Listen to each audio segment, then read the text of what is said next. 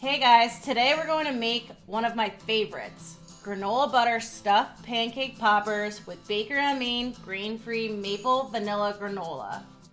To start, preheat the oven to 350 degrees. Then grab a large bowl and start adding your ingredients.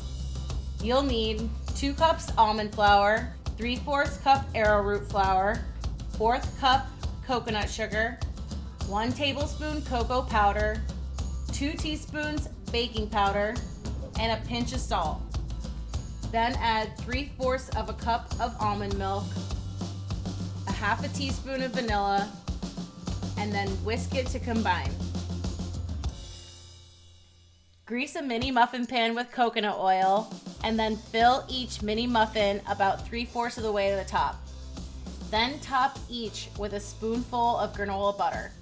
If you don't have our granola butter recipe, check out the link in the description below.